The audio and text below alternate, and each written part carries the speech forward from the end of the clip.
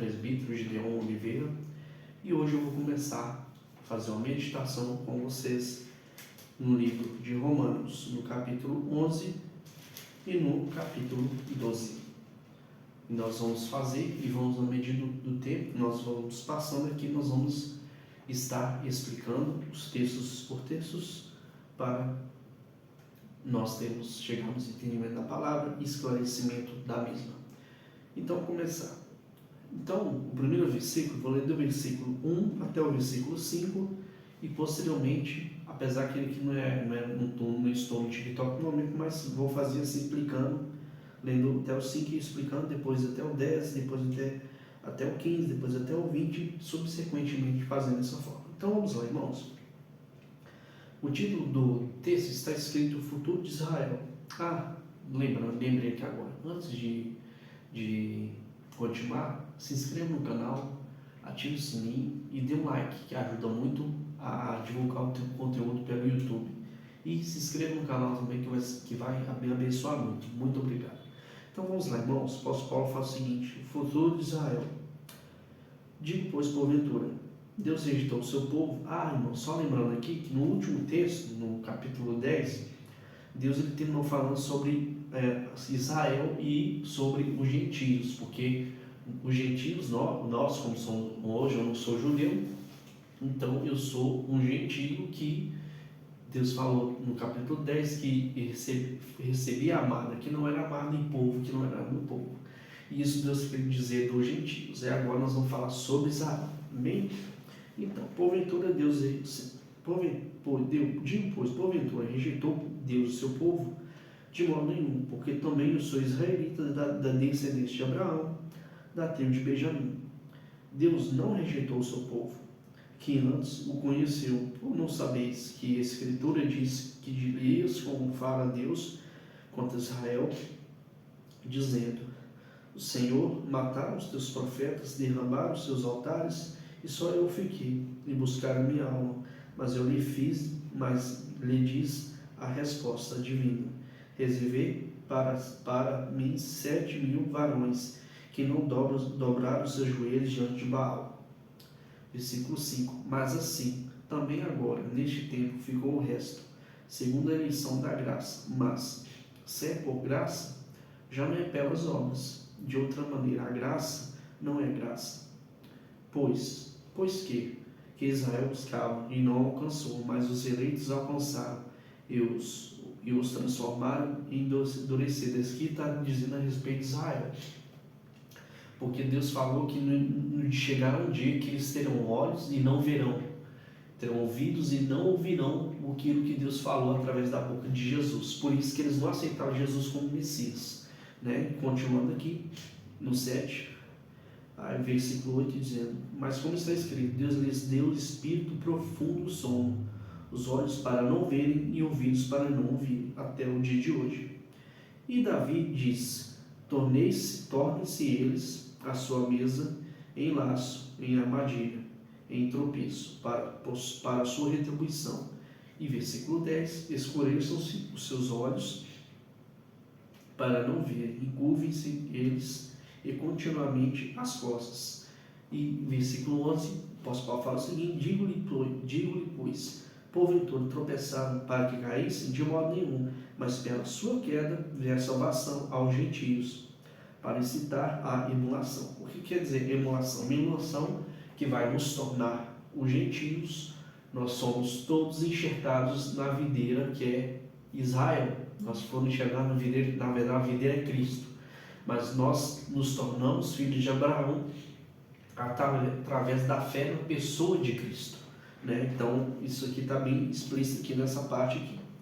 Então fala: e a sua queda é a riqueza do mundo, e a sua diminuição é a riqueza dos gentios, quanto mais a sua plenitude. Versículo 13: porque convosco falo, gentios, que enquanto for apóstolo dos gentios, glorificarei meu ministério. Versículo 14: para ver se de alguma maneira posso incitar a emulação aos da minha carne e salvar algum deles. Porque se a sua rejeição é reconciliação no mundo, qual será a admissão senão a vida entre os mortos? Então, se as primícias são santas, também a massa o é. Se a raiz é santa, também os ramos são. Aqui está falando a respeito do povo. O povo de Israel, né, tal, aquela coisa de santidade, e a igreja também. Então, se alguns dos ramos foram quebrados, tu, sendo zabujeiro, fosse enxertado em um lugar deles, feito praticante da raiz da seiva da oliveira. Então, isso aqui quer dizer que a igreja, os gentios e todos nós que cremos na pessoa de Jesus, nós somos filhos também de Abraão, por causa da promessa. Deus fez a promessa e falou que em ti, Abraão, serão benditas todas as famílias da terra. Quando Deus criou a nação de Israel, Deus já vinha com esse propósito e com esse plano eterno que ele tinha em fixar e trazer todo mundo para que todo mundo creia no Filho de Deus. Mas sabemos que no final de tudo não vai ser bem assim, né, irmãos? Muita gente vai se desviar e vai deixar de lado a palavra do Senhor. Versículo 15. Porém, se sua rejeição tornou-se reconciliação, as primícias são santas, então. E 17. Se alguns ramos foram quebrados, tu, sendo jabuzeiro, fosse enxertado no lugar deles, feito praticamente da raiz e da seiva da oliveira. Então, isso aqui quer dizer sobre nós que fomos enxertados na videira. Versículo 18. Não te glories contra os ramos, e se contra eles te gloriares, não és tu quem sustenta a raiz, mas a raiz a ti. 19. Dirás, pois, os ramos foram quebrados, para que eu fosse enxertado. Então, isso aqui quer dizer que os judeus que não creram na promessa, não creram em Jesus como Messias, eles perderam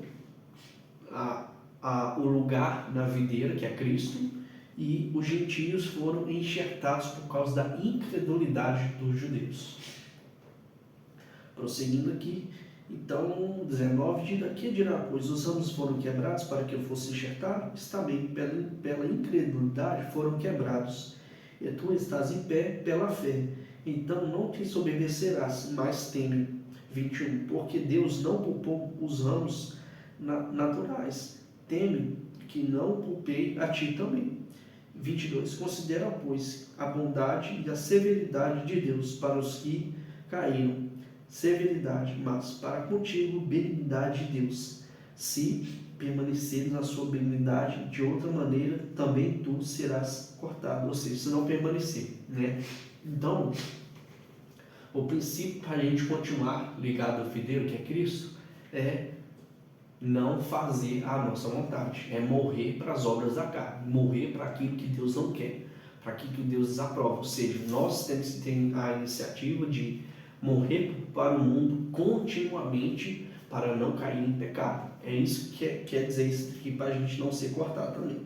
No 23, também eles, se não permanecerem na incredulidade, serão enxertados, porque poderoso é Deus para tornar a enxertar. Então isso aqui quer dizer que para os israelitas ainda não acabou. Deus ele não cumpriu ainda totalmente o tratamento que Deus tem para com Israel. Então, irmãos, Deus, se Israel porventura voltar a crer, Deus vai enxertar eles de novo na videira e eles vão se tornar novamente filhos de Abraão. Então, 24. Porque se tu foste cortado, natural, desabojeiro, contra a natureza, enxertado na boa oliveira, quanto mais esses que são naturais serão enxertados na sua própria oliveira. 25. Porque não quero, irmãos, que ignoreis este segredo, para que não presumais em vós mesmos, que o endurecimento veio da parte de Israel, até que a plenitude dos gentios haja entrado. 26. E assim todo Israel será salvo, como está escrito, de Sião virá o libertador, e de Jacó virá as impiedades. Versículo 27. E esse será o meu conserto com eles, quando eu tirar os seus pecados. Assim que, quanto ao Evangelho, são inimigos por causa de vós, mas quanto a eles são amados por causa dos pais. Porque os dons e a vocação de Deus são sem arrependimento.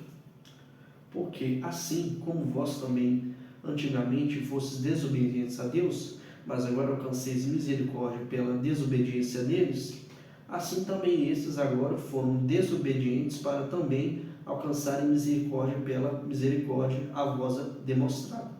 Porque Deus encerrou todos debaixo da desobediência, para com todos usar de misericórdia. Então, esse texto está falando sobre a incredulidade dos judeus, e por causa da incredulidade deles, eles foram quebrados, e nós, gentios, fomos enxertados na videira através da fé na pessoa de Cristo. Amém? Então, aqui se encerra o capítulo 11, tem o versículo 30, 34, 35, 36, só que é um caminho de adoração, um cântico, que até a Loguinha canta.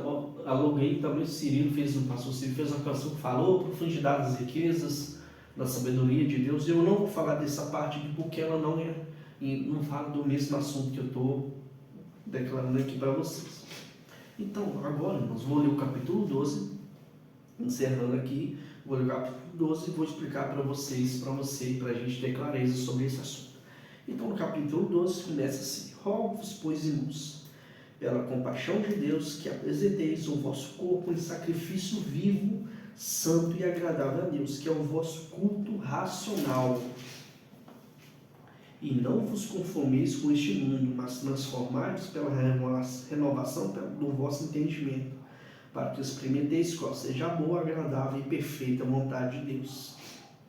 Porque, pela graça que me foi dada, digo: cada um dentre vós que não sabia mais do que convém, não saiba mais do que convém saber, mas saiba com temperança, conforme a medida de fé que Deus repartiu a cada um.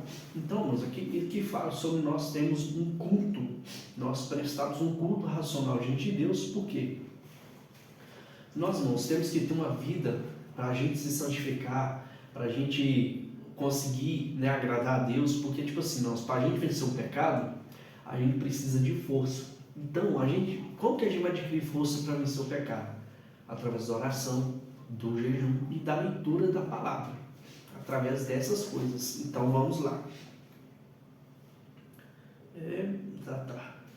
Versículo 4. Porque assim como em um corpo temos muitos membros, e nem todos os membros têm a mesma operação. Assim nós somos muitos, somos um corpo em Cristo, mas individualmente somos membros uns dos outros, de modo que, tendo diferentes dons, segundo a graça que nos é dada, se profecia, seja ela segundo a medida da fé, se é ministério, seja ensinar, e se é ensinar, que haja dedicação ao ensino. Ou o que exorta, use esse dom em exortar. O que reparte, faça com liberalmente. E o que preside, com cuidado. E o que exercita seu ministério, com a alegria. Então, nós encerramos essa parte aqui, falando sobre o culto racional que nós devemos fazer, ter a prática, de ter um relacionamento com Deus, que já falei muitas vezes, é uma técnica que eu bato muito aqui no canal, da gente manter um relacionamento com Deus, que é o jejum, a oração e a leitura da palavra, que a gente tem que ter isso, viver essa busca diariamente na nossa vida, para o pecado não achar lugar em nosso coração. Então, eu vou passar para o próximo assunto, que fala o amor, o fervor, humildade e a beneficência. Então, irmãos, essa parte aqui do texto, do versículo 9 até o 21, fala sobre coisas que todo cristão tem que fazer. Amém? Todo cristão tem que fazer. Amém? Então, vamos lá. Que o amor não seja fingido. Aborrecei o mal e apegai-vos ao bem. Amai-vos cordialmente uns aos outros, com amor fraternal, preferindo-vos em honra aos outros. Não sejais vangloriosos no cuidado, sede fervorosos no espírito, servindo ao Senhor. Alegrai-vos na presença, sede pacientes na tribulação e perseverai em oração, porque a oração é algo que vai nos trazer para perto de Deus e vai nos transformar cada vez mais parecidos com Cristo. Amém? Próximo, no próximo versículo, sobre perseverar na oração, comunicai com os santos as suas necessidades, seguir a hospitalidade. Hospitalidade, então, lá, a casa aberta para receber alguma pessoa. Então, não abençoai os que vos perseguem, e abençoai os maldizentes. Aquela pessoa que diz coisas ruins contra você, você tem que abençoar também. Ou seja, nunca pagar o mal com o mal. E alegrai-vos com todos que se alegram, e chorai com os que choram. Sede unânimes entre vós, não ambicioneis coisas altas, mas acomodai-vos às humildes, não sejais sábios a vós mesmos, ou seja, aos vossos próprios olhos. Que dizeis aqui mesmo. 17. A ninguém torneis mal por mal. Procurai as coisas honestas perante todos os homens. Perdão, irmãos. Então vamos lá, continuando aqui. Não julguei, e não vos vingueis de vós mesmos, amados, mas nem dei lugar a ira, porque está escrito: minha é a vingança, eu recompensarei, diz o Senhor. Porquanto, se teu inimigo tiver fome, dá-lhe de comer, se tiver sede, dá-lhe de beber, porque fazendo isso, amontoarás brasas de fogo sobre sua cabeça. Ou seja, é recompensa, não é coisa ruim não, não é que você vai ficar pegando fogo e sofrendo, essa parte não quer dizer isso. Então, não te deixes vencer do mal, mas vence o mal com o bem. Então, é isso que diz o versículo 14. Espero que tenha trago edificação para a sua vida. Irmãos, que Deus abençoe a vida de vocês e até o próximo vídeo. Em nome de Jesus, amém. Até mais.